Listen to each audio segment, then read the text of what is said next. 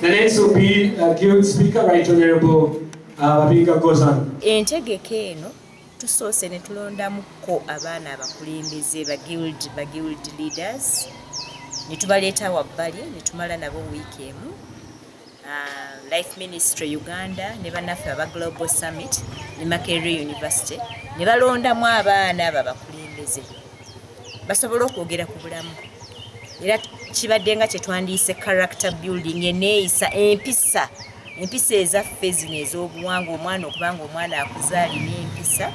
Kati bye tubadde twogerako ebyo twogedde ku by'obulwadde obwa siriimu obwa mukenenya, ne twogera ku character building nabo ne tubasomesa bo bennyini okuzuula nti omuntu ekiruubirirwa lwaki ndi mu nsi eno najja kukola ki mu nsi eno. Kyetugezaako okukola kwe kulaba nga tuleeta abakulembeze abalina empisa, abakulembeze abekkiririzaamu, abakulembeze abasobola okwanja ensonga ate nga mu kitiibwa ekyenjawulo. Download the app on App Store or Google Play Store now. Vision Digital Experience, the future of media.